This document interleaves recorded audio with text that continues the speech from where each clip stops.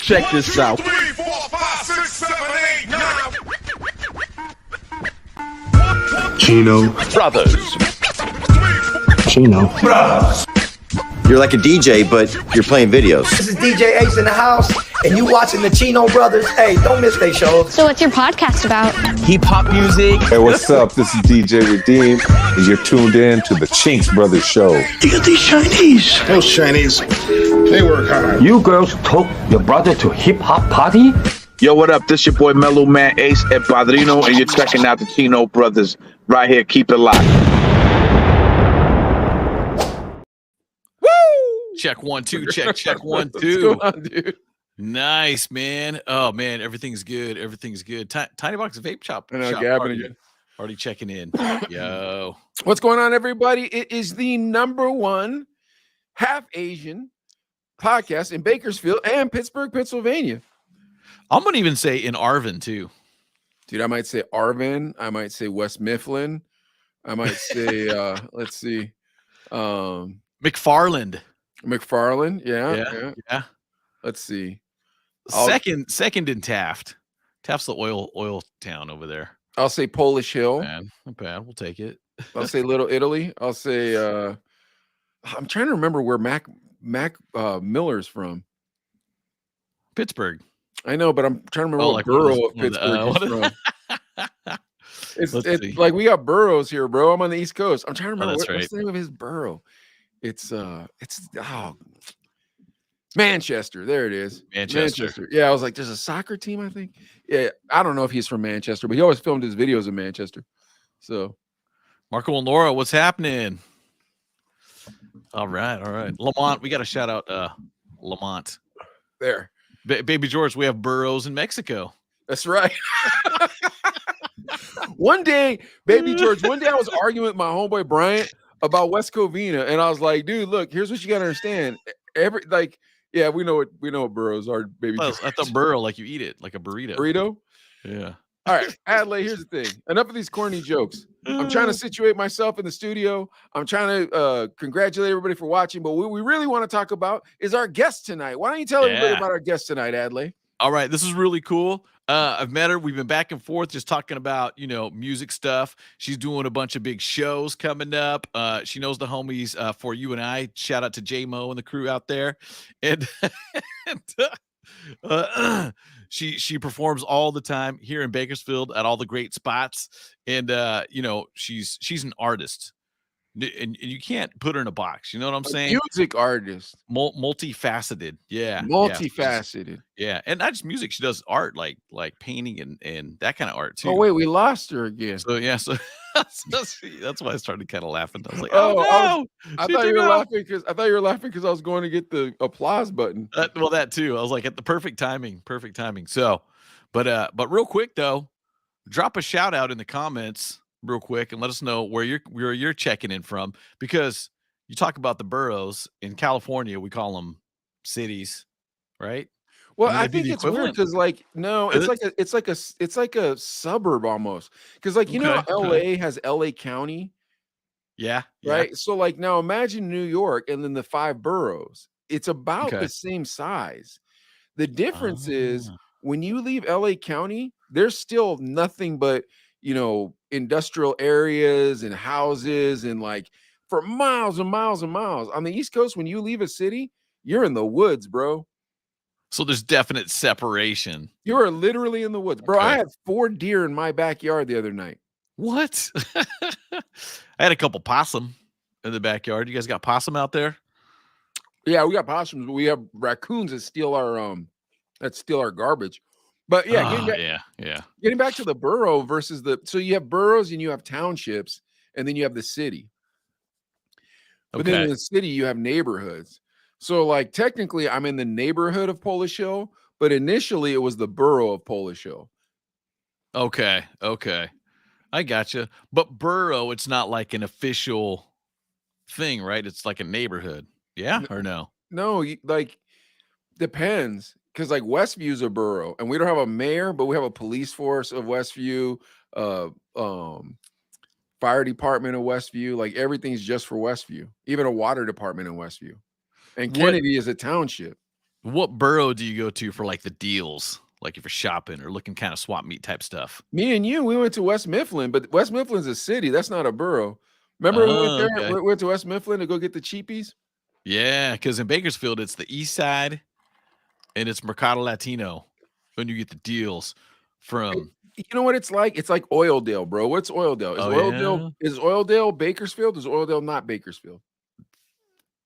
That's a good question. I think it's separate enough. If you say Oildale, everybody knows what you're talking about, and it's a distinct geographical location. But that'd be like a borough. You understand? Okay. But it's still, you cross the street from Bakersfield to Oildale pretty much. You cross the river. I guess the thing is like, so I don't like, nobody says Polish Hill, Pennsylvania. They always say Pittsburgh, PA, but it's Polish Hill, Pittsburgh. Okay. Because if you say you meet somebody in the Pittsburgh area, you'll say, "Oh, what part of town you in?" And they'll say, "So and so borough." Sometimes, but I'll tell you, here's a better one for you. One time I was in Seattle with Sherilyn, and we were about to fly back to Pittsburgh. This dude was wearing a Pirates hat, right? But he was a white liberal. And so you know this cat. He was one of these cats when they start gentrifying a city, he moves in so that way he can have brown friends. You know what I'm talking about? These type of people that spend too much money on like brownstones and stuff. Anyways, this fool, he's wearing a Pirates hat, right? And I get in the elevator, and I was like, "Hey man, you from Pittsburgh?" And he was like, "We're from the city of Pittsburgh." I'm like, "All right, well, what part?" And they're like, "The city." And I was like, "Cool, I'm from Polish Hill, man. So where are you from?" And they're like, "Oh, we're from Uptown," which is exactly a black neighborhood that they just turned into a white neighborhood through gentrification. Oh no! Now I don't know if Stephaniesoul knows nothing about no gentrification, but we got her back on. So here we go. Bring her on, Adelaide, and see if she wants to talk to us about her music career and all that other goodness. Nice. All right, ladies and gentlemen, no matter where you're watching from, make some noise for Stephaniesoul. All right. Woo! Hi guys. What's going on? Hey, she found some earbuds. That was a thing too. Oh, right? and some fast internet. And some fast internet. Much better with the earbuds. Yeah. Oh yeah. It's better. We're good. This is awesome. Yeah, so I'm on the East Coast, Stephanie, and so Adelaide and I right now are talking about boroughs because our cities have boroughs, right? So, like, have you ever seen? I think it was Donnie Brasco. Pacino grabs Johnny Depp and he looks him in the face and he goes, "I'm known in all 5 boroughs." Okay, but the West Coast we don't have boroughs. You know what I mean? So it's kind of hard to explain to somebody what a borough is. Do you get where I'm going with that, Stephanie? So. You don't know about the 5 boroughs in New York?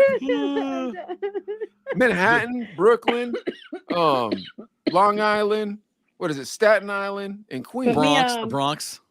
No, the Bronx is part of Manhattan. Oh, it is? Oh, okay. I don't know. Maniaco. I didn't know you can see like what people put right here too. Like the comments? That's cool. Yeah. I love that. Yeah, drop the shout outs for sure in the comments. Yeah. So, yeah, but neither here nor there. My point in saying it is to say we have boroughs here on the East Coast. So I live in Polish Hill, but it's Polish Hill, Pittsburgh. It's not like you wouldn't call. It's not like Oildale where it's like an actual different city. Yeah. I feel that. Okay. You get where I'm going? Like it's the city, but it's that. So when you go to New York, it's the same thing, but their boroughs are giant. Like so when you go to so when you go like when people are like, "Oh, did you go to Manhattan?" It's like, bro, that's where Chinatown is. That's where Little Italy is. Like all that stuff you see in the movies, that's just that one borough plus Wall Street. You know what I mean? So it's like giant borough. But then you go over to Staten Island and it looks like you're in Riverside, California. They got a Chipotle and everything. I'm not even kidding you. Like boba tea shops. So, dude, I think here though too, because you got like Casa Loma, but it's a neighborhood. You know what I mean? There's like different areas and pockets and stuff, but like Edison, like out in Lamont, right? Yeah, towards that way, towards Mercado Latino, right? I mean, there's parts of town and stuff. So okay, you got different spots, but that's cool. Wait, what's Edison? I'm sorry. Let's do that, and then we'll talk. We'll talk with Stephanie. So, is that your hood? Is that your hood, Stephanie? No, that's not. No, that's like not my hood. It's just like I feel like it runs like deep. I guess I don't know. It's like a street by Mercado Latino. Yeah. But it's weird though, because Edison Highway goes down, and then all of a sudden you're kind of like in the country in ag. Yeah, straight out the definitely. city too. It's kind of weird. Yeah. Yeah. But that'd be kind of borough-ish. Yeah. Now, let me ask you this. What if you're from one borough and you go visit another borough? Can you get caught up?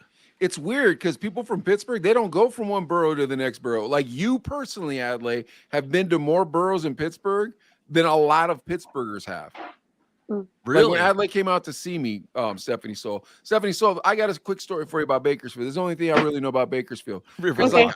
Because Adlai, that's the fancy part of town, Baby George. Riverwalk. Is that a fancy borough? part? It's a neighbor. Yeah, I guess. If you say Riverwalk, people know where you're at. I've only been to see Adlai probably 3-4 times since he's been in Bakersfield. But one time I went to go see Adlai. He was working at a different radio station at the time. I was going to go see him in Bakersfield, right? But I was on my way, and that was right when California made weed legal, right? Like for everybody. You didn't have to have a card, nothing like that, right? So I was like, okay, cool, man. Well, since it's legal, I might as well see if I can get some of these gummies or something like that, see what this feels like, right? Because I've never even partaken in the marijuana before that until it was legal. But I ended up in Oildale. Man. I was like, this is not the neighborhood I'm supposed to be buying weed in, bro. Because like, I'm not trying to buy weed for real. You know what I mean? Like, if I'm gonna go buy weed from a cholo, like, then I'll just do that. You know what I mean? But that's what I found out about your fair city. And while I was in this Oildale part, I saw an Indian dude, not a Native American dude, an Indian dude from India who was homeless. I never seen that before in the history of my life. I never seen an Indian homeless dude. He said it's homeless Indian dude. Oh my god. I still don't think I've seen one. I don't think I've seen one either. Go to Oildale. I'm telling you guys, it's the most depressing place I've ever seen in my whole life. And every once in a while, I'll be talking this kind of crap on the show about Oildale, and then we ask the guests where they're from, and then they'll tell us what, Adlai? Oildale. Yeah, exactly. Oh my goodness. What? Dude. Hey, Stephanie, you're from Bakersfield?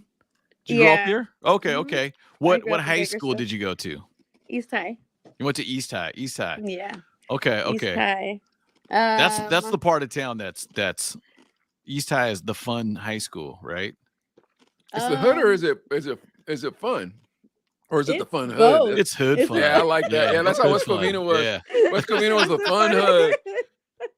In Orange County, it was our Santa Ana. We drove to Santa Ana to party because those parties. Santa Ana's cool. I've been to yeah, Santa rarely Ana. get broken up. The parties they would, but rarely. Yeah. But you know what I'm talking about between the fun hood and the sad hood, right? Like the fun hood is like, all right, look, man, we all got dads and we're good, man. You know what I mean? Like we ain't got a lot of money, but probably first generation American, you know, but we're having fun, man. Sad hood, you're like, oh, bro, people keep getting killed. I want to know about this type of stuff. Crack addictions, all that stuff. Woo, I don't like the sad hood. I like the fun hood, though. Tell us about the fun hood. Yeah, he said tell us about this. No, I mean, I grew up in like different areas in Bakersfield. Like, I grew up like, I don't know if you're familiar with Adelaide. I don't know if you're familiar with like Washington, Noble School, and all that stuff. So like on the east side is mainly where I grew up. But East Side is cool. East Side is fun. I did ditch a lot during high school. I would go and like smoke weed because it was down the street. I'm not gonna say where I would get it, but I would get it down the street. And convenient. Yeah, it was very convenient. And back like when I would smoke, I like graduated in 2008. So like back in like early 2000s, I guess, or whatever, I would get like bogus weed. What? Like what I you get burned? I wouldn't get burned. I would just get like very, very low grade weed. Cheap, and at that time. yeah. Oh, Yeah, the doo-doo. Tweet Yeah, weed. the doo-doo Yeah. brown. Yeah. Yeah, so Oh, boy. and then like you know when I like started getting older, I started getting like what it called like Doty at the time or chronic, like stuff like that. So. We had the hocus pocus when I was a kid, man. Not that I ever smoked it, but you didn't know if that stuff was on you yet. You know what I mean? So you kept puffing. Before you know, you thought you were invisible. You're like, what happened to me? Oh my! But you had to go to. You remember you had to go to like in high school. I felt like I had to go to a part of town where you're like, oh boy. Nah, bro, it was always cholos. I always had to buy weed from cholos. I didn't buy weed from a white person until I moved to Arizona. I remember when I moved to Arizona, bro, and I bought weed from a white person. I was like, you people sell this stuff, man? I didn't even know you people sold this stuff, man. Was it more expensive from the white dudes? It was less dangerous. Come on, Stephaniesoul. We're not supposed to be talking about marijuana. This is your interview. Go ahead. I mean, that's part of me. So I definitely love weed. So shout out to all my weed smokers. I'm high now. I'm high now, so I'm chilling. Hey, it's legal. It's legal. So yeah. Shout out to Carvana. But yeah, I have this tour coming up with MD Riders, so I'm excited about that. Yeah. So with the attack dog, and I have a dog barking right here. But it's what kind of dog right you got? What kind of dog you got? We'll talk about the MD Rider tour in a little bit. Don't worry, we got plenty of time. I love it. I love chaos. We got all kinds of time in the whole world to be talking about the MD Rider tour. Right now, we're just going to talk about the ganja in the high school and whatnot. So you go to East High. Now, when do you start getting into music? I didn't start getting into music till I was about like 22. I started like singing and recording myself. And like I was very closed in. Like after high school, I was in a relationship for like 8 years. So wait, like a middle school relationship all through high school, all through college or something? Or how does this work? No, well, we met when I was 17. And then when I was around like 22, 23 is when I started like exploring like my voice and my interest in playing guitar and stuff like that. And so like 24 is my years where I end up like leaving that person. And wait, you met him when you were 17? Mm-hmm. And he was 36? Is that what you're telling us? No. Oh, wait a minute. I'm sorry. That's a different story. What's going on right here? No, Adley said that. Adley, why you tell me that, bro? Please do not put me in that. Besides different. Yeah. No, I'm clowning. Now, how old was he? Was he older? Were you guys like high school sweethearts, or how did it get down? We were high school sweethearts. We just started dating. But for the were you guys like prom queen and stuff? Nah, I wasn't really. Like I said, I ditched a lot in like high school, so I wasn't like very into like the formals. I don't know, stuff like that. So when I was in high school, I used to ditch school and I would go down to Venice Beach from West Covina, and then I have to beat my dad home. But anyway, oh my god, great ditch! Oh my gosh, oh man, I loved it, bro. I loved Venice Beach when I was a kid. But anyways, let's get back. Venice Beach is dope. All right, let's get back to what you're saying. Dope. Oh, I used to love it, man. Imagine being 16, run away from school. Man, me and my homeboy Mark Bustamante, we used to listen to that Janet Jackson song. Runaway? Let's go the Escapade song. Escapade. We're on an escapade. Stephaniesoul, man, you keep messing us up. Start telling us some stories around here. What's going on? Now, so you fell in love when you're 17 and you're with this fella until you're about 24, you say, correct? Yeah, 24, so it's pretty like a long time. But like not really like about my like love life. So I don't really want to talk about it, but I just want to talk about my growth from that. Like I ended up really getting into like a heartbreak, and then I just pretty much started exploring on guitar, and I hosted open mic at the Syndicate Lounge, which was formerly known as the Syndicate Lounge. It's now like Gatsby, I believe. But yeah, I used to run open mics for 3 years, and I hosted a lot of talent in Bakersfield, met a lot of talent, and I would open up my own like show, like with my original music and playing guitar and stuff like that. So, and that's pretty much how I got into the scene and like have like my foot in Bakersfield and like doing events and stuff like that. So, but I only throw annual events now because I don't do a lot. I mean, I'll get my hands into like hip hop shows, but more importantly, like I dedicated my time to like working on myself, working on music. And then also like working on my annual events like Dream Big Mija. Shout out to all my women. Soulfully Speaking, I'm building with For You and I. So shout out to For You and I, Jesse. Yeah, Ryan, what's up, homies? and Jose. Yeah, man, shout out to them. Working on them with an annual event. So we collaborated on that. And then I have the social I recently did with now I'm part of the team, which is AI. Shout out to AIE, All Inclusive Entertainment. That's who usually I'm booking through. So Stephaniesoul, you got plenty of time to do these shout outs. We want to learn your story. This is just a hustler. She's trying to sell used cars around here. She's like, I got a 94 Ford. Well, I just feel like it's important that like a lot of people understand like where I'm coming from and like shouting out people who show me the way and like I feel you. I appreciate you. But yeah. But I want to get into your story. So, for sure. and I understand what you're saying, where you don't want to get into the love life part of it, but I'm assuming that the pain from that relationship really worked into your music and got you really to focus in on the instrument. Is that where we're going with that? Yeah, for sure, most definitely. Like, yeah, just exploring like the different frequencies and emotions and sounds that you can create on guitar, and really putting that like transitioning that into your guitar is like, I don't know, that's pretty much what I went through in order for me to write and like Who were some of your influences at that time?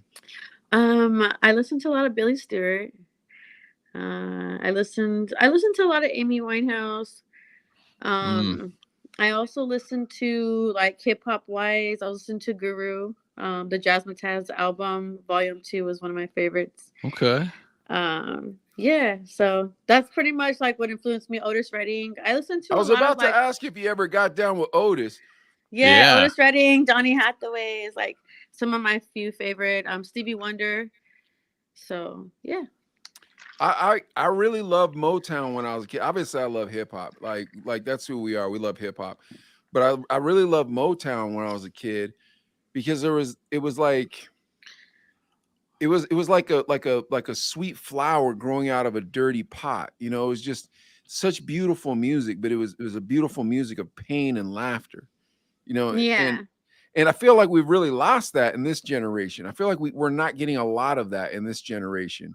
Go ahead. I mean, yeah, I think like I agree to that because I feel like a lot of people aren't focused on their self. A lot of self-awareness as like a lot of people lack self-awareness, and so that lacks into like really seeing like what you can do as an individual. So it could be that I could be wrong. I'm not anybody who like writes the rules or anything, but yeah, that's part of at least that's what I see. Everybody's too busy like wanting to be this and that on internet and like. Yeah, I think you're correct. I think people are trying to create something that they're not to show people, to make people try to believe of something they're not, rather than looking into themselves to just fix themselves and just work on themselves. Yeah, man. And like, I feel like there's a lot of like facades and stuff like that, which it's none of my business. And that's not like something I like lose sleep over. I just feel like even when like I write or like even throwing shows and stuff like that, like I've learned that you've earned like support when you're really, really like face to face to people instead of like virtually speaking to people. I like connection. So yeah, that's pretty much who I am and like what's really got me to like move as far as like being in the music scene and stuff like that. So yeah, I think it's is it your generation? Is it the social, like, because here's the problem. So when me and Adley were coming up, if you wanted people to know who you were, you had to be on a radio station or you had to be on television or something to that effect. You know what I mean? Like there were gatekeepers. But Adley, in this day and age, in radio, do you see how these young people, it seems like almost all of them want to be stars? What do you think, Adley? Yeah, and thinking about that, you talk about self-awareness too. It's kind of like, okay, who am I? Okay, where am I looking to see what I should be? And then it's social media, it's Instagram, it's TikTok, it's all these things. And then a lot of times you're like, oh, wait, that's what I'm supposed to be? Okay, I'm a young kid in high school trying to find me. And it's like, okay, that's what I'm supposed to be. I'm supposed to be popular. I'm supposed to have 1,000 likes. I'm supposed to have like 10,000 followers. I'm supposed to look a certain way, be a certain way, have things, so it makes it tough because when you talk about that self-aware thing, that's what I think about. It's like, okay, where do you turn to be yourself? That's the crazy part. And it's almost like you have to remove yourself from the tool that makes you, I don't want to say famous, but where you're known, because we all want attention, whether we want to admit it or not, on some level. So you got to the tool that you use to share you is what you need to pull back from to find you. Yeah, definitely. I love that. That's why I feel like self-awareness has been like it lacks in some people, just and like there's so many comparisons. There's so many like, oh, what is this person doing? Or like you're just looking into other people's life off your cell phone. And it's like some people have this thing where they compare themselves and then they feel like what they're doing is not enough because what they see on, the internet and On stuff like that. social. Yeah, man. Yeah, So, on social. Mike, I do you always guys? say, I was going to say, Mike, do you know this? And Stephanie, I bet you know this. The Edgar, right? Have you seen that, Mike? I have a 12-year-old, so yeah. You have a 12-year-old? I have an 11-year-old. I have a 13-year-old, but I still don't know what you guys are talking about. It might be kind of Texas and West from there, but it's a bowl cut, right? It's a bowl cut, and they keep it poofy, but then it's kind of like a mullet too. Yeah, we don't have that. We don't have that in Pittsburgh, dude. But it's everywhere over. Stephanie, I feel like I see it all the time. Go to the mall on probably more California and West and stuff, but it's everywhere. That is so crazy. That culture's different out there, like that's wild. You know what? When I moved out here, it was super weird. Like it's really super weird because I grew up in Los Angeles. I grew up in West Covina, and then I moved to Arizona. Oh, shout out to West Covina. Yeah, and then when I came out here, there. Really, I love that. I mean, nice. It's a weird place to be from, but Katie Jakes is where I perform. Okay. Yeah, but it's one of those fun hoods, man. You know what I mean? Like it was fun growing up there, but it was a tough place growing up. But neither here nor there doesn't make a difference. So when I came here, this place is only 0.5, less than 1% Latino and less than 1% Asian American. Wow. So everybody thought I was white. So I got jobs. Like people like cops didn't mess with me. Like I was like, man, this place is dope, man. So I never left. Credit. Yeah, I never left. But yeah, it's completely different. When I first got here, it was real weird, man. Nobody speaks Spanish. Like it's real weird. It's getting different now. Like because it's becoming a more international city. We're getting real big because we're getting all the like tech people coming over here. Google, like all the like what's Uber, like all their headquarters are here. So okay, so like that's where they like have their like what do you call it, corporate type thing. Yeah, so like we have a Googleplex here. In fact, one of my homeboys, he was an engineer for Google and he let me go in, but you can't take any pictures, which sucks because you definitely want to take pictures when you go in there. They got personal chefs in there. That place is dope. But anyways, getting back to what I'm saying, in our generation, being self-aware wasn't really something you thought about. In your generation, being self-aware is something you really should think about. You see where I'm going? Because like in our generation, I feel that because like I said, like you guys didn't have like the internet to be focused on anybody else's life on like a handheld. Like you literally I can go up and look at somebody else's life and be like, wow, like maybe my life is shit. Maybe I should go like, you know what I mean? You're right. And it's sad, but that we thought, because I do the same thing. Like, I don't know the statistics for suicide rate right now, but I do know that I was once in that mentality. And I do know that sometimes it's hard and it wasn't like me off comparison and stuff like that. But I know that the internet's an evil place and it could be definitely somebody's downfall and definitely somebody's place of like misery. So yeah, well, my kids don't even have phones. Oh, that's nice. My 13-year-old and my 9-year-old, they have watches that they can call me. She's 10. She gets mad because I think she's 9 all the time. They have watches they can call me on. Oh wow, okay, that's cool. But I don't want, like, for me, those are mine. Like I had a rough when I was coming up, and so for my kids, and God blessed me very well. After me and Adelaide were out of radio together, like I own 2 businesses, and then the podcast is doing very well. So I'm able to provide for my children in a manner that my folks couldn't provide for me. But at the same time, I don't want them to be suckers, you know? So like we live in the city, they go to city school. Their school is, I think, 40% Caucasian and then 56% African-American, and then 4% other. So like my kids aren't suckers. I'm not worried about it. They're street smart. Because when me and Adelaide were in college, because I grew up just normal, right? Then I go to college. I didn't know anybody that went to university. Maybe 2 people went to university that I knew. But me and Adelaide, we were at University of Arizona, and I just saw all these spoiled kids, and they were so horrible. I hated all of them, Stephaniesoul. And I said, please, God, don't let that happen to me when I get older. So that was my plan. I'm like, I'm going to stay in the city. I'm going to raise my kids like I was raised, but with provision. And that's what I've done. Awesome. Man, we're getting into some deep stuff here with Stephaniesoul Adelaide. What's going on? It's in the name. But real Soul. quick. Yeah. It's in the name. You want to do some shout outs again, Stephaniesoul? Shout some people out here. I need to take a break. Go ahead. And then I'll do some shout outs on the comments after.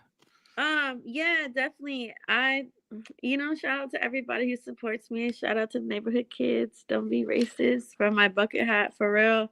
And shout out to like AIE and y'all. Shout out to you guys for having me on and really, really wanting to know me in depth. Like, I feel like sometimes like I try to harbor like a lot of me and like keep it close just because I meet so many people, and I try to just, I don't know, keep a piece of me, I guess. We only take what you allow us to give. That's all we do. Whatever you're giving, that's what we're taking. Yeah. We always know the edges. We always know the edges. As soon as we get someplace we know somebody's not comfortable, we know how to back up. We have no problems with that. I feel like thank you guys for allowing me to be me and like really inviting me on and like wanting to hear where I come from and like what inspires me. You know what I'm saying? Well, word up. It'd be a whack interview if we didn't ask you that stuff. It'd be whack. I think I'd whack. You'd just be shouting out your shows and stuff. It's like, okay, tell us about another show. Another show, please. What's the next show? People be like, dude, this is the dumbest episode of the Chino Brothers ever. It's like, Adley, why'd you do this to me? But anyways, okay. But now seriously though, tell us about this tour you're about to go on, please. So I recently linked up with MB Writers. Shout out to MB Writers and Danny.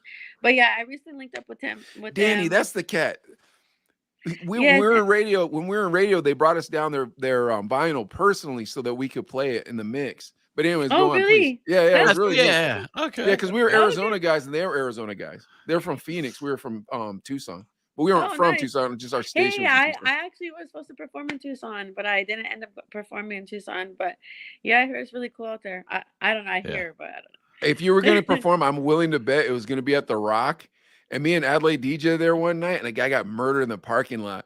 Oh no! Yeah, dude got murdered. I gotta say. Okay, no. They said it's on Speedway, so I'm thinking it's the old Deviate. I don't know what it's called. So was Deviate on Speedway? Deviate was on Speedway. Yeah, and that was a nice venue that had a stage and everything. It was a decent venue. Yeah, that was a decent. Venue. Yeah. Please tell us those. Oh yeah, Danny, NB Writers. All right. So I recently did a show in Bakersfield last year for MB Writers. I opened up and then I ended up doing a couple of shows with them down south, which is like Hesperia, Westminster, and I believe it was Ridgecrest. And then Danny had hit me and was like, so details, all that good stuff. And we're doing the up north for them. Like we're opening up for them up north. Starts Friday. We end in Oakland. Well, at least for me, I end in Oakland with them, and then so I'm excited. It's That's something. Dope. Yeah, man. It's definitely something I'm grateful for. I think just because I don't do buy-ins. I don't pay to play is what I mean. I don't pay to play. I don't do buy-ins. This is not a buy-in slot. This is a genuine invite. Nice. So I don't like those buy-ins anyways, to be totally honest with you, Stephaniesoul. We have promoters on this show and I will bag on them when they do that. I'll make fun of them for doing that. I'm like, you're a charlatan, you're a criminal. And Adelaide's trying to stick up for them. No, Mike, they're just trying to earn bills to pay, dollars. man. I won't like say like the thing with me is like I'm very I'm neutral. So like for instance, like if a promoter does that, like that's none of my business. However, like I know I don't participate in buy-ins and I don't charge people to play. So I usually pay out artists in Bakersfield. So that's cool. Word. Yeah, that's how you should be. Yeah. I can't stand dirty promoters, man. You don't even know. You do not know. I will crucify a dirty promoter on this show. And Adley will keep trying to keep me. Don't say the name, Mike. Don't say the name. I'm like, I'm gonna say the name right here. Yeah. Trust me. I've said so many names on this show. I've ruined Adley's career, man. I can't help it. So many fools crossed us when we were young. I'm like, nah, bro. like you know, like people like karma comes, you know what I'm saying, whether we like to know it or not, or whether it comes at a time where we appreciate it or not. But karma does come, and I just leave it like that, you know what I'm saying? Like I never try to indulge in any type of negative conversations just because I'm a God bless you, Stephanie. So I'll do it for you. I'm gonna figure out who all these shady promoters are. I'm gonna start calling them out on this show. All right, I'll hand you all my. Now I'm calling Jesse tomorrow. He'll tell me. Come on, Jesse. Hook it up. That's the homie. Shout out to Jesse though, man. Like I first met Jesse in 2020 during like the pandemic, and we were just like kind of getting back into the groove of things. Oh, and wow. We met at Jerry's Pizza, and I was like, yeah, I definitely would want to do a show. And so I met him on like a Saturday when they did their show, and like he came after to like chill at Jerry's, I'm guessing. And we got to chopping it up, and I ended up booking a show with him that week. With For You and I? With For You and I? Yeah, dude, I love those guys. Cool, dude. Yeah. Oh yeah. Like that's pretty much how that's how pretty much our relationship started. So I booked a show with him the day that I met him. I was like, I'm ready to fucking perform. Like, what's up? And he was like, all right, cool. So next Friday, I said, bet. So we did next Friday. I booked a lineup within that week. We promoted it, and we had like probably like 100 people come out. Like it was. Yeah, man. I had booked like 2 vendors. Shout out to my girl Jenny Steves. I just gotta I always gotta shout out my people, because I feel like if I don't say this stuff, people will not know where to go to find some of this stuff. Or they'll be pissed when they see you. You didn't shout me out. You're on the Chino Brothers. You didn't say nothing. No, you know, that's what I'm saying. Like if I have an audience and I have the place and like format to shout out people and like, you know, to get them business, it's must respect. You know what I'm saying? So but yeah, so I threw that show, and then they went on to actually they co-directed, and they also shot and edited my first music video, Him, which is out on Vivo. I'm currently on Silent Giant Entertainment Records. Why aren't you on YouTube? Why aren't you on YouTube? Yeah, you can watch it on YouTube. It's on Vivo. Word. Okay, cool. Stephaniesoul Vivo, and my family, Silent Giant Entertainment, is powered by Silent Giant Entertainment. That's cool. That's currently my family, and I love them. And yeah, I was welcome into that family to like 2021, I believe. So Stephaniesoul, if you need a vendor, if you need a good vendor at one of your next shows, Big Al's Barbecue. He's been on our show. Big Al's been on our show. He's a personal homie of ours. Oh, the barbecue, yeah. Yeah, Big Al's Barbecue. If you guys need, so what up, Rich Donovan? He said, yeah, Rich wants your track. He's got a show track. too. Hey, we'll get you guys connected. wild. Yeah. He's out in the Bay Area. Yeah, we got you taken care of. I'm gonna be in the Bay. Yeah. I'm gonna be in the we'll Bay get you this guys weekend. connected. Rich, I got it. Get me connected. Me and Adley got to get back with you, Rich. My wife got COVID this week. Stephaniesoul, and I didn't get it. That's weird. My kid got strep throat and I didn't get it. And it's supposed to be super contagious. I mean, I don't know, honestly. You're a mom. You know, when the kid's sick, you're like, Stephaniesoul doesn't believe in the vaccine. She's an anti-vaxxer. Is that what you're telling us, Stephaniesoul? You voted for Trump? Is that what you're trying to tell us? Oh my goodness, Adley, is that what you're doing to me? Rich says Mike's sick in the head. Oh, I'm just he's talking to Mike. I would say because I am somewhat mentally unstable. I'm just kidding. Probably a little bit. We probably all are. Yeah, right? Yeah, some level. No, but yeah, so like that's pretty much how I started my career in like music and like doing shows here. And then now like I have a team, and I like I said, I played the Fox Theater in 2021, and then I got Who was that with? I was with the Illusions. Really? Okay. Yeah, the Illusion, which is a soul band. Yeah, man. Great venue. Shout out to Matt over there at the crazy venue. I honestly, it's cool. And then like so Friday, with MB Writers, I'll be doing Selena's Fox Theater, so I'm excited. Oh wow, that's cool. Nice. Yeah. We end the tour. Well, at least for me, we end on Sunday, which is in Oakland, so at the Complex. Oh, nice. What's the biggest audience you performed in front of? When I opened up for Hieroglyphics at Catch One LA. Oh, really? Was Dell there? Yeah, it was wild. Really? Yeah, wow. it was wild. That's respect right there. How many people were there? The hieroglyphics. Wow. I got some of their Definitely vinyl. over 1,000 people for sure.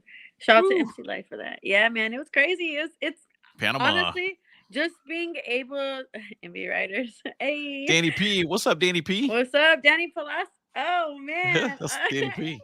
Danny. Crazy thing about Danny. Shout out to Danny, man, dude. I used to host a show with Fatty. The DJ? Yeah, Fatty the DJ.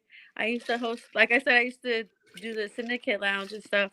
Well, we used to have these things called crate diggers, where we have DJs come in and pretty much play their vinyl. Oh, nice. And just like the dope underground stuff that they like? Whatever they want to play. It could be house, all that good stuff. Like, it was whatever. It didn't matter whether it be hip hop or not. The tables were open for you to play your vinyl. So, Danny Palacios came and blessed us. Shout out to Noe G. Danny Palacios came and blessed us. Noe G, I believe, has been on the lineup. So many DJs have been on the lineup. DJ Odid. Dos Muchos was on earlier. Was Dos? Did you have a Dos on there? I believe so. I believe we did have Dos. We had Alex G. Rest in peace, Alex G. Rest in peace. Yeah. Yeah, Alex man, G. that was one of my favorite people. But yes, yeah. What about Illflow? Did you ever have Illflow? Oh yeah. Crazy thing about Illflow is I didn't meet him until after a few years later. So, and we had already stopped residency there at Syndicate. So, but yeah, actually, crazy story about Illflow is that he produced the Him record and then went on to he produced that record and then and then we kind of reworked it and it is what it is. What you hear now. So yeah. What about 24 kg? Did he ever go through? 24 kg did not come through, but I have a record. Hold on, wait, let me think. KG, that's mean, man. Why didn't you come through?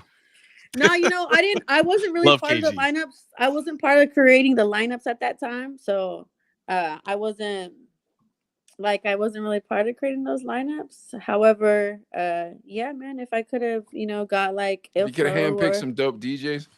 I mean, there was already dope DJs on it, but just to expand the bill and stuff like that, it didn't last long because things had happened. There was differences at the Syndicate and stuff like that. So that's pretty much what happened. I hate when that happens.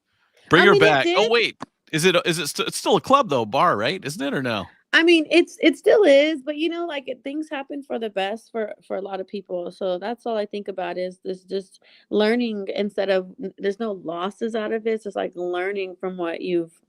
I feel you, but I still get pissed off when the club owner messes up a good night. Yeah, man. When you got that spot cracking, because it's so hard to get a spot cracking, then you finally get that mug cracking. Oh man, there's always that sweet spot in the middle between the time you start it and between the time it ends, where you feel like Bugsy Malone in the 30s, bro. You just feel like the biggest gangster because you filled that mug up. Everybody's dancing, everybody's turning up, and you're just like, man, I'm a mobster. Stephanie, though, when you invite these guys, you don't know these guys. They're putting the lineup on. Did anybody ever roll through with the vinyl and drop something? And you're like, ooh, bad call. Were you like, ooh? No, because really? Because and the reason why I say that's because Fatty handled a lot of the creating the DJ lineup and Mike Justice. Okay. They would both handle and creating the lineup for Crate Diggers. Ain't gonna be no suckers, bro. Sucker free, bro. Ain't nobody gonna be playing no Proud to Be an American.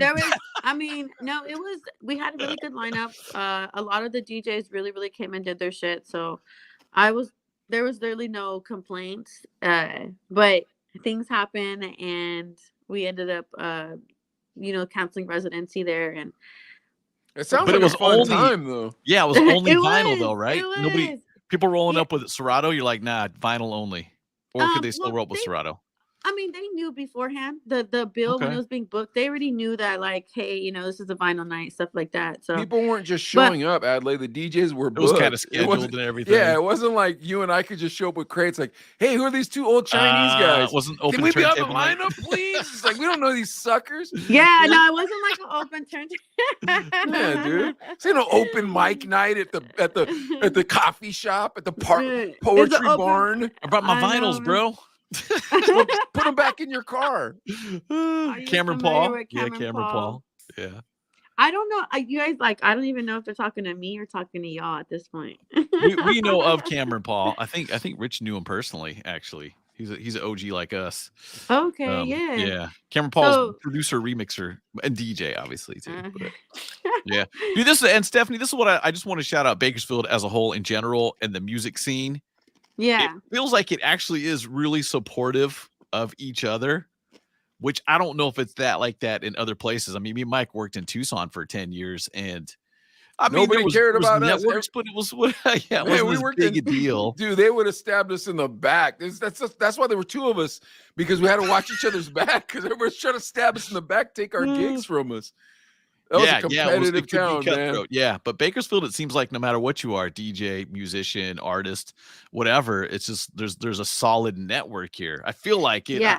I'm sure we've all experienced haters on occasion, but for the most part, Bakersfield definitely has like a strong community when it comes to like music and like really, really like supporting others. And you know, every like city could have like what they call like cliques and stuff like that, but at the end of the day, I feel like Bakersfield has this community of music where everybody there's something for everybody here. So like you can find country and there's like a huge thing for country here, or you can find hip hop and there is a huge love for hip hop here, regardless on what kind of hip hop it is. There's just there's a lot of family things happening here in Bakersfield, and I'm just proud that I get to witness this stuff and then be a part of it. So, I mean, I love my city, and recently I was able to, you know, shake hands and rub elbows with the lowrider community, which I've never like really got to, being that. And it's crazy because I grew up in that culture, and like, you know. Do you know DJ Clever?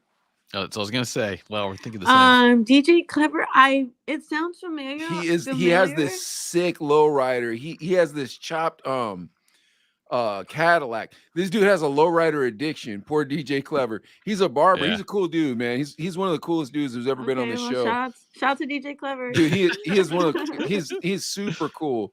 Like Adelaide told me he's a cholo. I meet this dude, he's just a ball head. I'm like, he ain't a cholo, he's a ball head. But he's one of the sweetest guys you'll ever meet. But he nice looks guy, tough, you know.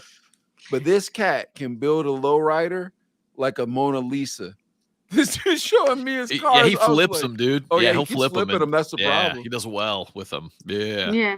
That's but cool. anyways, that's like a passion. That's like an art in itself, you know. Like, oh yeah, he's old school, but he passed away. Look him up. Nobody cared about me either. I care. I care about you, Rich. I care. Poor about Rich you. Donovan, man. He never returned our emails. So what are you gonna do? Here's the thing, Rich is one of the best producers I'd ever met when I was young. Radio producers. So I was a radio producer when we were young. Now I do editing for our social, but Rich was phenomenally better than me as a producer. But anyways, we're talking about something. Bakersfield, and this is what we're talking about. I like how like we're all over. It's it's the Chino brothers. That's how we do stuff. Yeah, these usually run till about midnight, so I hope that's okay. That's the problem. The problem is we end up talking too long. I'll end up looking. I try to keep a time check because at the end of the show, at the end of the show we do entertainment news, but I always try to do a time check, and so then I'll this is exactly what I'll do. I'll go, well, Stephaniesoul, at the end of the show, we always do entertainment news. And the Adelaide will do this. Hey, I just have one more question. Then we go for another 8 hours. I'm like, what? And then when we're done with the 8 hours, Adelaide's like, oh, man, I'm supposed to pick up my kid. I'm like, bro, I did not make it go long. You want to ask more questions. I'm not mad at you. But anyways, this is what I was going to say. The problem is you guys need another place where you guys can play live vinyl like this. That idea is so fresh to get like different DJs bringing their favorite vinyl. Digging in the crates was the night. Listen, if you're out there, you're watching this show and you own a venue, you need to talk to Stephaniesoul and get Digging in the Crates back to Bakersfield right now. Yeah, for real. It's super. It was super cool, and it was like something that people weren't doing. And then you had, veterans like Fatty powering it, and us hosting it, and just coming together for it. So it was a really good time for me. Like I feel like for music out here, and it still is. Pandemic had hit, and everybody was trying to we were trying to find a way to still reach other people with our music and really, really be an inspiration. So I'm glad that I've able to how do you say it, live through that time, the pandemic and stuff like that, but also still being booked. Like I've been actively booked for so long, and out of town gigs and fun gigs, like opening up for people like recently, what was it? I opened up for Val the Wonder when she was with Melatonic's. I opened up, and I was on the bill with the Havoc of Mobb Deep and and that was Murs Adelaide's homeboy. Have a Roxy, yeah. dude. Havoc, Havoc, which because Prodigy passed away. He was the one that passed away, right? Yeah. So I was booked on a lineup with it's called the Thought Fest, which is the Happiness of Pursuit Fest, which is put on by 60 East.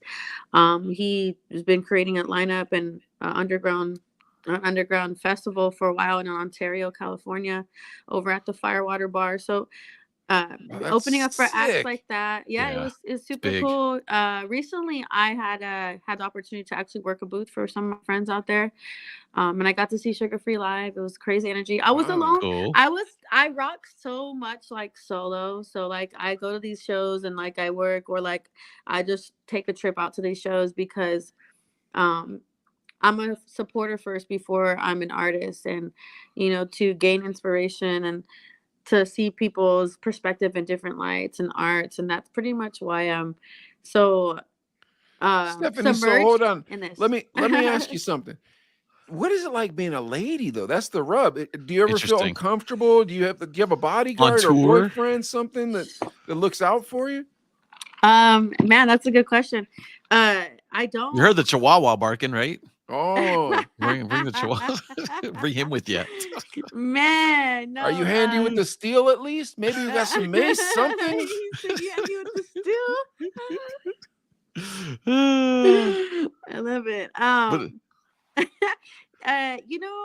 try not to go out a lot by myself, and if I do go out a lot, I already know everybody there, or I just slide in, slide out. I'm not really out at places a lot, as far as No, but I mean at shows, doing these shows. Yeah, you're on tour 5-6 days in a row. Yeah, exactly. well, I'm with my drummer, so he always has my back. Jesse. Cool. Jesse the drummer. Mm. Oh yeah. Okay, cool. Yeah, then you're straight. Yeah, you're straight. Okay, cool. Yeah, he always has my back. So we're ready for up north. I'm super excited. I got some crazy features coming up. I have some crazy stuff to release, and I'm just thankful.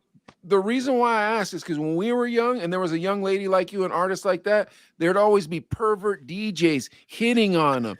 So I don't know how it is in your time, but back when I was young, Well, no, but seriously though, back when we were doing shows, whatever, everywhere, and you're backstage, they get pretty wild. Backstage, yeah, it did get wild. I'm not gonna kid you. I don't know if it's still like it was. I mean, things get. I haven't experienced that yet, which is really, really cool. But when I went on tour, I was in Austin, Texas for South by Southwest. I had there's 3 guys with us, and it was me and my other homegirl. Shout out to Zay. But we went out there on tour, and first thing they said when we got in the car is, you let us know if anybody's making you feel uncomfortable. We don't give a fuck what it is. You let us know. We're family. So, luckily we didn't have to do that at all during tour out there. I went on a 7-day tour. Well, if you need me to send you some bear spray, some bear peppers, it's legal here in Pittsburgh. Please. It ain't legal. It ain't legal there in California. I can send that down. Okay, but still send it. That'd be awesome. You hit them in the face. Sign it though. You gotta sign it though. Sign it. That'd be weird to sign autographed bear spray. No, because I'm probably gonna send it through Amazon. Just no, I don't have anything to do with. I don't sell bear spray at my stores. I'm just saying to protect yourself as a young lady. I mean, you have this podcast. You got things that are going for yourself. So yeah, but my own bear spray, is that what I'm doing? Oh, a Chino Bro bear spray. I don't know. I think we'd sooner come up with a Chino Brother strain of weed. I think that'll make us a little more money than And I got to put a panda on it. Put a panda on the bear spray. Yeah, but I got Delta vendors that'll put our name on a strain. Like we just have the Chino Brother. The only thing I'm like, is this good for our brand or no? Like get you Chino ad. Yeah, so I own I own 2 vape shops here in Pittsburgh, and all my vendors, all my vendors, all my vendors, thank you. But all my vendors, they have direct to source, so they can white label. They can white label anything I want. So if I get a good strain, I could be like, oh, this is dope, man. This gets you faded. All right, call this the Chino Brothers. Just put our name on it, send it back over here. Then I could pump it at my shop. But then I'm like, is that good for our brand? I don't know if that's good for our brand, Ed. Like, we're supposed to be wholesome. It's legal now, anyways. If there was a brewery and they said, hey, we want to make the Chino Brothers bottled beer, I'd be cool with that. I don't think we're that important yet, Stephaniesoul. I think you're tricking us into believing that we're Stephanie. Yeah. Stephaniesoul is tricking us into believing that we're important enough to have our own strain of weed and bear spray when she's the famous one. What are we doing right here? You're the one singing and rapping with Havoc. No, honestly, that's my love language is affirmation. So yeah, shout out to all the Aries out there. Look at that. Okay. Yeah, that's dope too. Hanging out with me, you got you fucking around think you can build a rocket ship because I be fucking. Oh man, I legit am like such a person of like building and uplifting and creating chemistry and like really, really want to see people win. And there's a lot of people that have hidden motives. I think that's why I walk a lot of solo. But yeah, man. Well, I'll say that. Last week we had this cat on here called Raffles, and he was so in vibe with positive energy. I was screaming into the microphone the whole time. I couldn't figure out where the mic was supposed to go because he was so filled with energy. He was so pumped. That was great. He was one of those people like you'd meet in a foreign country that would just be like, hello. And you're like, well, this is dope, man. It was so much fun. Like the whole time, he was a ball of energy the whole time. He was pushing his single. He kept showing he was wearing the shirt for the single. He kept standing up. Look at my shirt. Hat. Oh yeah. I'm gonna make it number one. I'm so bad at that. Like people, like when I get introduced to people like outside and stuff, like if I'm hanging out with a couple friends or something, they're like, oh yeah, it's Stephanie. Blah blah. Yeah, it's Stephaniesoul. And I'm like last time I had someone at Sandrini's, I was outside and they're like, some guy's like, you look like somebody I know. And I was like, oh really? And he was like, yeah. He's like, but she sings and stuff. And he looked at his friend. He looked at his friend and his friend goes, oh, doesn't she look like he goes, bro, that's her. And I fucking died. So no, you got to be like Macy Gray, Stephaniesoul. Macy Gray has like she would have her release dates on the back of her dress. Oh, I remember that. When she would, Macy Gray. That's how you got to be. You got to be like Stephaniesoul on the back of your dress, like release date, whatever record, whatever event you're doing. It was just funny because he was like, you look like someone I know. And he's like, but she sings. And he looks at his friend and his friend's like, bro, that's her. And he's like, oh shit. You know, did they ask for a selfie and everything? Did they take a pic and everything? This is what you should have done. Yeah, he did. He asked for a picture.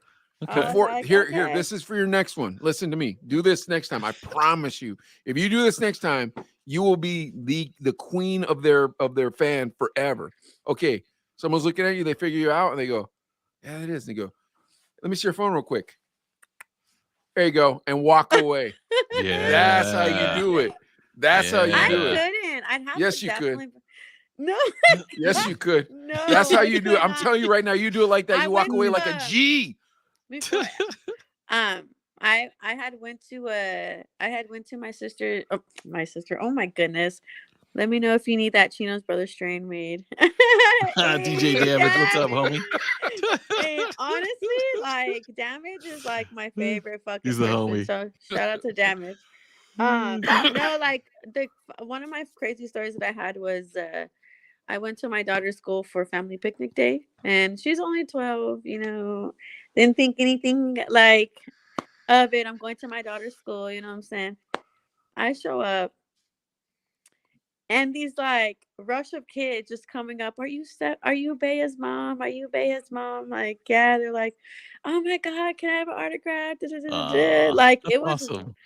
Like it was wild. And I was just like, so overwhelmed. I couldn't even have like lunch with my daughter. And I told my daughter, I'm like, you need to warn me before this. She's like, she's like, Mom, I couldn't help it. They saw your Instagram. They know this. They know and I'll this. be like, let me see your phones, little girls. That one's for you. That was for you. That was for you. That one's man, I think over time, like I don't ever think I ever get used to like people coming up to me and being like, oh, you're Stephaniesoul, or like, you know, I'm just so, I feel like I don't know, just me, you know, I don't feel any superior to anybody. Stephaniesoul, I'm telling you, that's your signature move. No one does it. No one does it. No one. And here's the thing. It'll be even funnier if they don't know who you are. They're just like, man, this random lady took a picture of them. And then their homie goes, that's Stephaniesoul, you idiot. And they go, oh, you know. I'm telling you, that is your move from here on out. It doesn't matter. You're at Starbucks. Dude's looking at you. Let me see your phone. There you go, homie. I had once wrote my information on $1, and that shit reached all the way to Sacramento. Wow. Oh, that's cool. Me and Mike used to go visit the schools, and the kids would do like, hey, sign autographs. And I don't know if it was me or Mike that got in trouble for writing, don't eat your boogers, Mike. And the teachers were like, no, dude, you can't do that anymore. Yeah, like we were awful. I would write, like, call me when you're 18. I would tell your hot sister sketch says hi. Like that's what I would write to these poor children, Stephaniesoul. But they shouldn't have had us at their school in the first place. I was on a filthy morning show that had strippers on it. You're not supposed to have middle school children, our children's age, listen to that radio station. But they brought us over there. Oh man, y'all wild. I know. They brought us you would have over protested us as a mom. Oh my gosh. Like, and I was a high school dropout. They're having me talking to students. Like, okay, go ahead, sketch, talk to the students. I was like, well, I didn't finish high school. And they're like, tell them how bad it was. I'm like, well, I am famous, so there is that. I don't know if there's a correlation or not, but y'all stay in school. Yeah, stay in school, guys. What's for lunch? Tater tots. That's right. French bread pizza. Let's go. We used to have this high school teacher, Stephaniesoul, and he was a bouncer at one of our clubs. It's kind of a weird dude. I'm not gonna lie to you. He was kind of a freaky deaky. You know what I mean? Like, yeah, man. Like he was a freaky. Like it was one of those cats that you're like, bro, are you looking at the high school kids, man? You're not supposed to be doing that, bro. You're like 30, bro. But anyways, that being said, he used to always book me and Adelaide to come down to the school to like throw candy out to the kids and sign autographs and stupid crap like that. And then he'd always buy us school lunch for lunch, like the square pizza, stuff like that. You eat this. Yeah, it was like, not delicious. I got it, bro. What do you want? Yeah, that's exactly. There's only two things on the menu. But we were poor. But wait. Because why is this featured in this episode? It was because you were talking about going to the school. You were talking about going to the school and signing the autographs. Then Adelaide starts talking about signing the autographs. And then I start telling you. I just have to make it make sense. Did the school hook you up a free lunch at least? No, you know, like I brought my own lunch and stuff. It was just wild to be. I don't know, like it was weird because I didn't think like, you know, they're young, but my daughter is like, no, what? Everybody sees your Instagram. They know you're famous. They know you do this, and that. I'm like, Mama, I am not famous. Like, I am not famous yet. Like, I just, you know, it was just like, I mean, I have done a lot of things and I'm proud of it, but I'm nowhere near where I want to be. And I love growth, and I love being able to be in uncomfortable situations and knowing that I'm growing in that aspect. So I'm very right on. Now, speaking of uncomfortable situations, me and Adelaide like to do this to our non-Asian guests. So Adelaide is half Asian and I am half Asian, but he has an Asian mother and I have an Asian father. So every week we play different TikTok videos that make fun of Asian mothers or Asian fathers, and then we all discuss whether or not it is accurate to the stereotype. Adelaide, do you have Asian mother here for us? I do, but Stephan, you're not part Asian, are you? No, I'm not. Sure. But I mean, either way, I probably wouldn't. Are you asking me to participate? Well, here we go. Just all you do is watch. All you do is watch. All right, guys. Asian mom. Here we go. Why don't you have girlfriend now? Girlfriend now. You could have a wife, a house, and a child instead of playing games every day. Just getting fat. Just getting fat. You know your cousin is so smart and rich. Smart and rich. Why can't you be more successful like him? Even a piece of chassis is more useful than you. You are disgrace. You are disgrace. Okay. Now, Stephaniesoul, I don't know how familiar you are with Asian culture, but I will explain something to you. So there are two types of Asians. There are jungle Asians and there are fancy Asians. Have you heard this before? No. Okay, now, if you were to look at the two of us, which one would you think was the jungle Asian and which one would you think is the fancy Asian? I'd rather not participate. It's not, but it's not racist. I won't be offended. Yeah, it's not racist. It's not racist. But like, I feel like no. No. Don't you dare call me the fancy Asian. That's all I'm saying. I'll be offended if you say I'm the fancy one. I did not say any of that. Wait, who was the rapper we had, Adelaide, that was on and he thought you were the fancy Asian? Who was the Locust? rapper? Was that Locust? Yeah, it was Locust. We asked Locust the same question. Awesome. He acted just like you, but we forced the answer out of him. Like Locust acted just like you. He's like, I don't want to get into this. But we forced it out of him, right? So he was I really don't, and I probably won't. I'm not mad at you, Stephaniesoul. Don't worry. But anyway, so we forced the answer out of him. So he goes, all right. If I got to be honest, he goes, Sketch Mike. He goes, you know, you're a little rough. So I think you're the jungle Asian, and Adelaide, I think you're the fancy Asian. But it's the opposite way around, actually. Adelaide is Thai, and so Thai and Filipinos are known as jungle Asians, where Japanese and Chinese and Koreans are known as fancy Asians because they have first and second world citizens, but Vietnamese, Thai, and Filipinos. But Adelaide has an Asian mother and a Caucasian father. Now, Adelaide, we watched this video. How true is that to Grandma Cooney? The thing that really jumped out to me is when she's like, you know what? That guy's got a good job, or how come you can't have a good job like that? And I worked in radio pretty much my whole life. And the truth of the matter is that people don't realize is you don't make a ton of money in radio. Like it's a paycheck to paycheck for a long time. And she would tell me that, and she would compare me to friends too and be like, oh, so-and-so bought his mom. What about your brother who is a regional manager, regional pharmaceutical salesman in Hawaii? This dude's got this bomb house in Honolulu. He's a pharmaceutical salesman. Adelaide's brother is the most Asian, half Asian I ever met. Stephaniesoul's like, I'm out of this one, man. They're gonna call me a racist. I'm bailing. I'm out of it. Adelaide's brother is the most Asian, half Asian I ever met in my whole life. Do you agree with me on this, Adelaide? That makes sense. George. Yeah, that makes sense. Yeah. Shout out to my bro, George. Yeah, but Adelaide is the whitest half Asian I ever. You're probably not the whitest. I've met a lot of white half Asian people, but like, y'all gonna hate me. I'm like, y'all gonna hate me, but my phone's on like. Oh no, are you about to die? It's about to die. Oh, go find your charger. We only got 15 more minutes. 15 more minutes. Go get your charger. We'll wait for you. We're gonna walk this through. We're gonna walk this through until we're done because Stephaniesoul's phone's about to die. So Stephaniesoul, at the end of the show, we always do entertainment news. And since you're the guest, you get to pick the story. So Adelaide, now that we're jumping away from the Asian mom, man, that made her real uncomfortable. Me and Adelaide can go back and forth with this for hours. Me and Adelaide can go back and forth with this for hours. Like we make everybody uncomfortable because we're completely the opposite of each other, but we're the same as each other. Adelaide's like it's the yin and the yang. But all right, here we go. So at the end of the show, we always do entertainment news. Adelaide's going to read the stories to us, and then we're going to make fun of them, Stephaniesoul. But since you're the guest, you get to pick the story. So Adelaide, you want to read some stories to the young lady? Yeah. So Stephanie, I'm going to read the headlines, and you tell me which one you want to start with. So sounds good. 50 Cent and DMX were bigger than Jay-Z, says Big Gip. And T-Pain's new cover album will showcase his natural voice. That's number 2. This one's a little raunchy, just saying.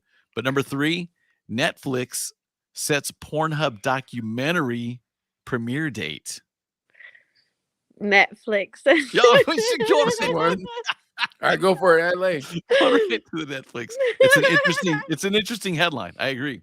So Netflix sets Pornhub documentary premiere date. It's gearing up to release the documentary film about Pornhub, the controversial sex video platform that features user-uploaded content.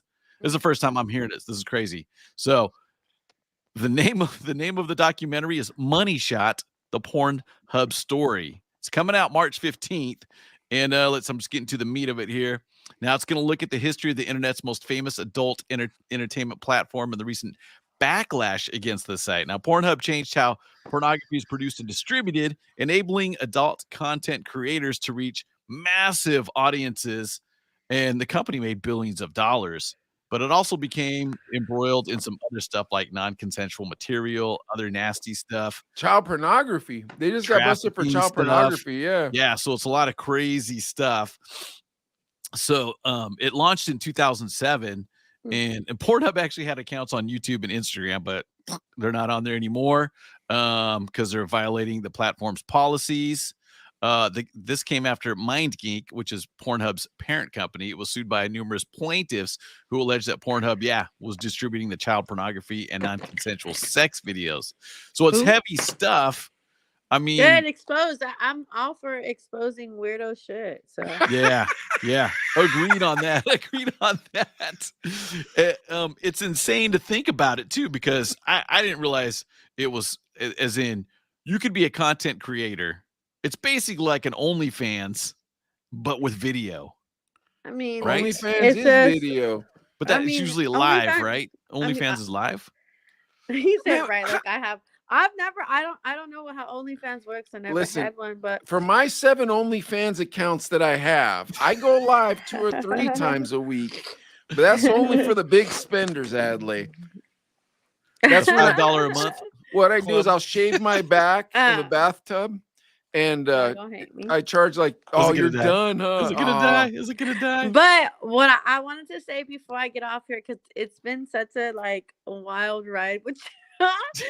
And not in a bad way, but in such a good way. You guys have good energy, and I appreciate y'all for inviting me on, and letting my letting me talk about my history and stuff like that.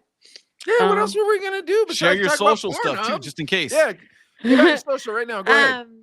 Stephaniesoul. You can find me on Instagram, Stephaniesoul. It might pop up as Sally Porsche.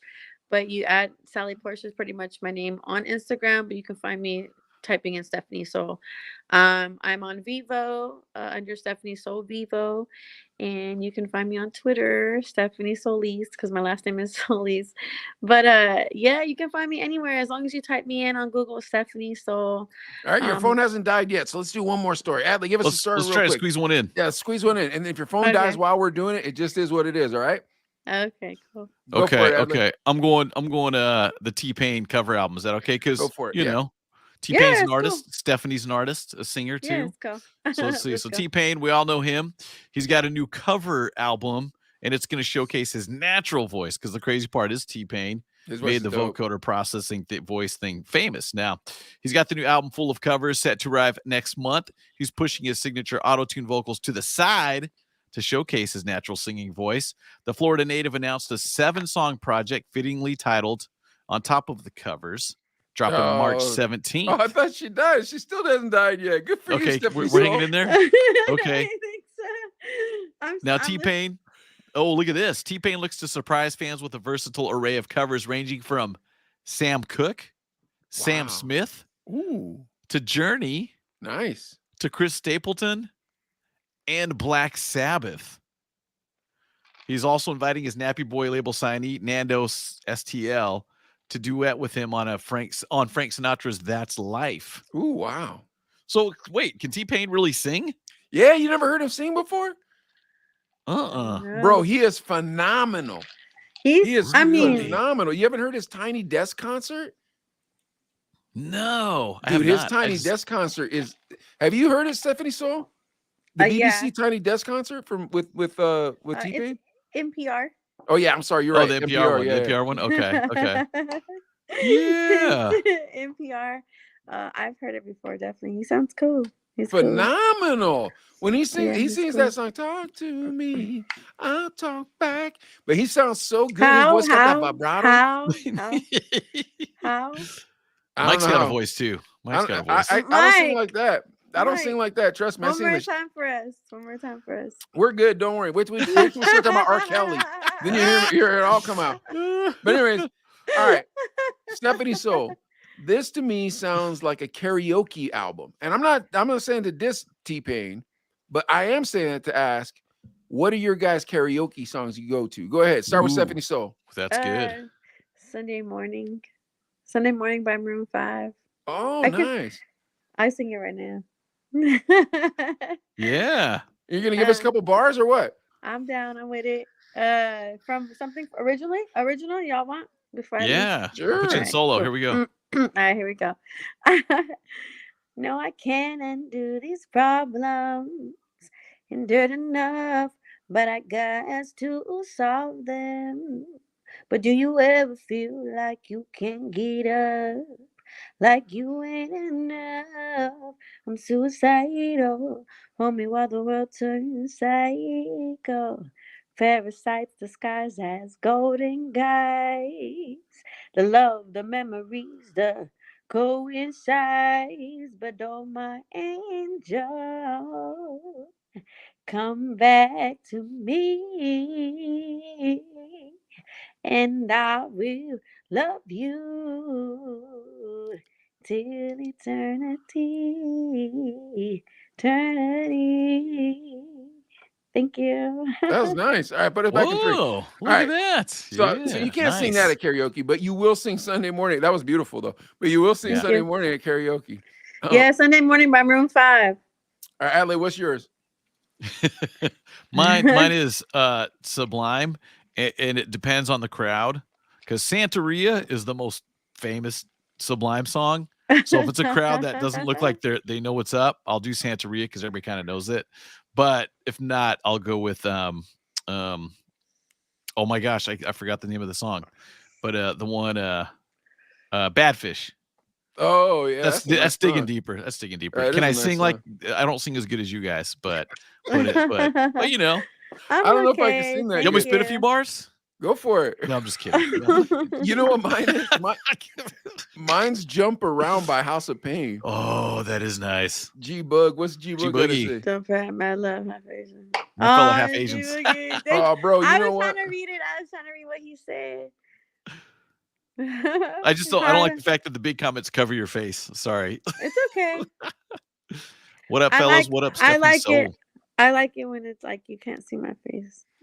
Nah. But yeah, no. Shout out to G Boogie though. I want to send Stephaniesoul music because like young people, like there's some music young people never heard that I'm like, man, y'all got to listen to some of this.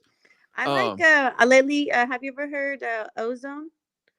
You ever heard of Ozone? Feel like Strut My Stuff. Feel like oh, Strut. Yeah, that's a classic. That's like 70s, 80s. Yeah. I don't know that one. That's a dope song. Yeah, we play it in the mix sometimes at Groove. Yeah. Strut that one, and I like. Wait, we gotta get back to the story. Is T-Pain? You guys think T-Pain's gonna make any money on this record or what? They're like going off. We're just like, it'll be fun, dude. T-Pain will do good, but I gotta ask this: would "I'm in Love with the Stripper" be as good without auto-tune? If it was just a guy singing, no. Dude, I'm telling you, bro. Maybe. This dude T-Pain could sing. When you can hear his real voice, you're gonna be impressed. That's first. And second, that the Wycliffe song didn't have no reflection on it or none of that stuff. It was just because she dances, go, that don't make her a hoe. No, that song was bomb, bro. That song was bomb, bro. That was a good song. Call up my mama, tell her I'm in love with the stripper, yo. Here's I just thought of this. Here's what I thought of. The Chino Brothers theme song intro. I'm on 1%. Stephaniesoul and Locus Luciano. Oh, that'd be sick. That would be sick. Wait, you want me to do your theme song? You can with do the Locust. Hook. Yeah, with Locust. Do the song with Locust. Yeah. I'm with it. I don't know, man. We don't have a song. We need some. We don't have an intro. I know we don't. We're like flying Just lie about how cool we are. It'll be fun. Hey, Stephanie, so you want to know my favorite part about that Wycliffe song is every time I think about a song, I get to remind Adley he was dating a stripper when that song came out. Her name was the same as a car. I didn't know she was a stripper because we met at the club. But I continued to date her. But then me and Adley had to work at her strip club. You know how awkward that is when you have to work at the strip club of your best friend's girlfriend? Like, you're just sitting there watching. It's like, man, you gonna let this go on, bro? He's like, well, we're making $1. The worst part was, we're making $1. Yeah, the worst part was we're dating. Why do I gotta pay? Dude, I hated that place. That place was, dude. Oh my gosh, I don't know how we got on this. We're supposed to be talking about T-Pain. T-Pain. We're gonna squeeze in one more story too. So I don't know. She maybe only has 1%. Maybe. Hey, if you bail on us, it doesn't matter. Let's go for it. Go for it, Adley. Give us another story. What do we got? This one, the story behind Ben Affleck and Jennifer Lopez's matching tattoos. What? They've had matching tattoos. What? We've been talking about it for a little bit. A source tells Entertainment Tonight that the actor and singer-actress wanted to show their commitment to each other in a cool, fun, and unique way. And with that in mind, the source says Lopez listened to Ben's input on what they ultimately decided to go with because he already has so many tattoos. The source adds that Lopez trusted Affleck and she knew he would have a good idea and what would look good on both of them. Basically, why are we not? Oh, I was going to say it's an infinity thing with an arrow through it. But why are we not? Why are we not? Why are not one of the topics like Killing County, the docuseries? I need to watch that. I haven't watched it yet. Watch that on Hulu, Mike. It's about Bakersfield. Watch it on Hulu. It's about, but is it conspiracy stuff? I don't like conspiracy stuff. It freaks me out. Before we even start claiming that, like, much respect to the families because they lost their loved ones at the hands of BPD or like, you know. Hey, I'm not mad at anybody. You're talking about John F. Kennedy? Is that what you're talking about? No, Bakersfield. There's a show on Bakersfield. Oh, I thought you were talking about who killed John F. Kennedy. I'm like, no, Killing Fields, right? It's called Killing Fields. How did I get John F. Kennedy out of this? Killing County. Well, anyway, what I'm saying is this, I don't know, bring awareness to shit like that. You know what I'm saying? I'm with it, man. I thought, forget John F. Kennedy. Let's talk about the Killing Fields. Sorry, I honest to God thought you guys said something about John F. Kennedy. I'm like, I'm dead. Yeah, G Boogie says they both got tramp stamps talking about Ben and J-Lo. So okay. Okay, where are we at? Bring it back. Okay. We're talking about the Killing Fields, right? Is that what you said it was called? All I gotta say is make sure I watch that, and that's all. It's called the Killing Fields. It's called Killing County. Killing County series. It's a docuseries on Netflix, folks. Has nothing to do with John. Hulu. Has nothing to do with John F. Kennedy. I don't know why. Because watch. Say it again. Say it again, Stephaniesoul. Say the name of the show. Say it. County. Doesn't it sound like she's saying Killing Kennedy? Kind of. I could see hearing that. But people have been talking about that, so I knew what she was talking about right away. Oh, I thought you were talking about killing John F. Kennedy. Yeah, you're saying killing. What's it called? Killing County. Yeah, Killing County. Killing County. Yeah, about Kern County and about people getting killed by the police, right? Now that you should watch. This John F. Kennedy thing you should not watch, but Killing County, whatever this is called, listen to Adley and Stephaniesoul. They know what they're talking about. Yeah, watch man. it, folks. Make sure y'all watch that. It's definitely exposing a lot of the corrupt pigs. Yeah, Mike, we got to get a drop. We got to get a drop from Stephanie too before her phone dies. He said the corrupt pigs. That's what's up. All right, we got it. Put her. Yeah, we're gonna put you back on solo, and all you got to say is, "Hey, what's up? It's Stephaniesoul," and you watching the Chino Brothers. That's all you got to say, or something like that. Ready? Okay. Okay, here we go, and go for it. Hey, what's up? It's Stephaniesoul, and you guys are watching the Chino Brothers. All right, bring us back in 3. Nice. I don't think all policemen are bad, so I'm not saying it in that manner. I mean, but I won't get into that topic just because there's a lot of viewers on here, and I don't want to be shot to death when I walk outside by some Trump supporter. But all I know is that don't be shooting then, okay? Listen. All I know is that I really, like, on my point of view, this is just my beliefs, and if anybody don't like it, that's all good. You know, you ain't gotta like me, but you will respect, like, the things that I've done and the things that I do, you know what I'm saying? But for the most part, like, cops, like, I don't think there's any good cops, because if you're able to see what's going down in in like that type of like environment, you're able to speak up. But a lot of cops don't speak up, so I really don't like the good cop neither. So I think that's the hard part is some do though. And I don't disagree with what you're saying, Stephanie. So here's the thing. We're old minorities. So we remember when it was even worse. So it's like, okay, this is pretty good for where we're at. You know what I mean? Like, I mean, yeah, it just is an excuse of behavior. Like, you know, shit like I know good cops. I know there's good cops as far as leaving that type of realm or that type of like position. That's when you're considered a good cop because you're not going to be one of those. You're not going to be labeled as one of those corrupt officials. But like, even if you stay there, there's no good cop. You still witness everything in the back end, so it really doesn't matter. So if you want to be a cop, then you're gonna be it, and you want to like really, really like reach community and shit. Then you should be for the people and really expose cops who are really fucking like corrupt in this shit. So I'm with you on that. Except this that, no, I'm with you on that. Like, I understand the senative. I understand. I understand what you're saying. I'm very like outspoken. And no, and that's fair. And I understand what you're saying. I'm not here to refute any of that. What I'm here to say is to say, you know, looking from the other perspective though, like if you're the cop and it's like, man, if I start ratting these cats out, they might smoke me. That's first. Well, that's a risk. Hold on, wait. But so that's first. But then second, it's you kind of need at least somebody who's good. Because trust me, if they're all bad, then it's like, oh no, that's gonna be a bad life. I can't get nobody to come over. Somebody shooting at my house. I can't get nobody to protect me. And you know how it works in this country. If you think you're just gonna strap up, go ahead and try it. See how that works for you. Especially if you have brown tone on you. You dig where I'm going? If you have a brown tone to your skin and you believe that you're gonna start a militia group and strap up, we'll see how well that works. I don't think it's worked too well. You know what I mean? It's not even about like going that far. It's just about like exposing corruption in your own establishment or like whatever the fuck it is. I just know that exposing corruption is at a low rate because people are afraid of what's going to happen to them. No, I'm with it. You know what I mean? And it just like for me, like I said, like I don't trust any cops, so I don't think there's any good cop out there. So I'm just not fucking with cops. Period. I used to feel the same way. Adlai, you can say what you're saying. I'm sorry, but Adlai can even tell you I used to feel the same way. Don't you agree, Ad? I used to feel the same way. I mean, I do. I always feel this way. But moving on from like that type of subject, all I'm saying is that make sure that we are focusing on issues in this world that really, really are relevant. You know what I'm saying? But here's what I want to say. I want to disagree with you, Stephaniesoul, because here's why.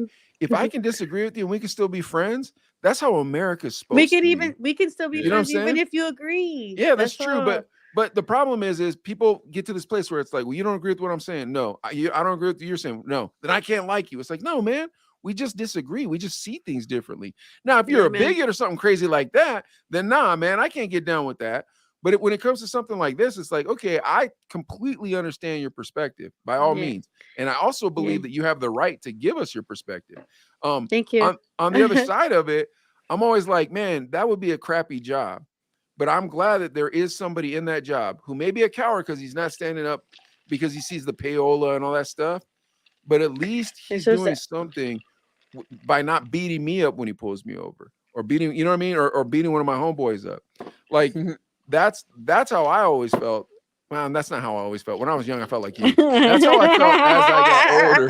That's how I felt as I got older about the police.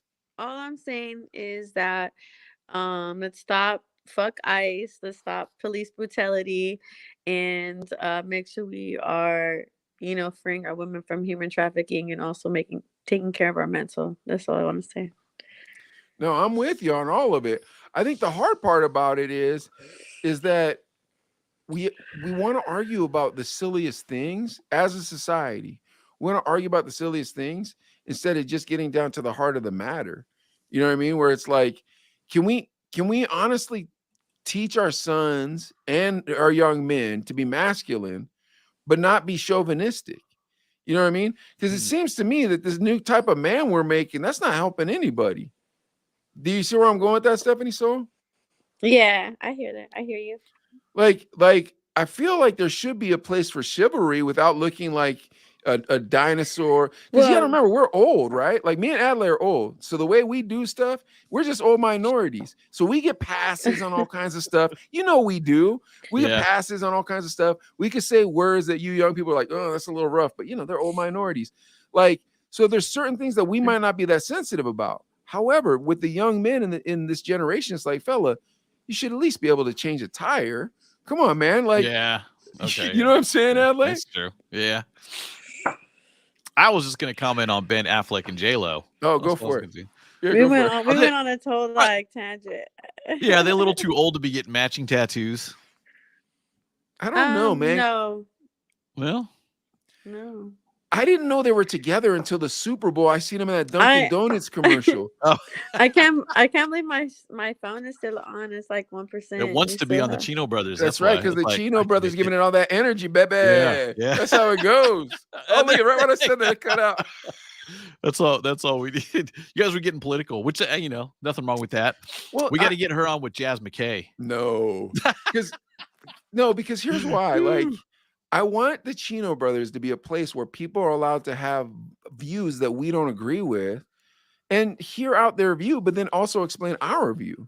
You know what I mean? Agree. Yeah. And Adlai, you've known me for a very long time, and you've known my position on the police throughout the years. And you know that my position on the police has changed as I've gotten older, but it's because I can see life from their perspective. Yeah. I felt kind of guilty saying the word pig, to be totally honest with you. I just feel like there is good ones, but there's gonna be a couple bad ones. There's in whatever industry. That's what would start the argument with Stephaniesoul, because I believe that there's more than a couple bad ones. Me personally believe. What do you think she believes? It's not like all of them.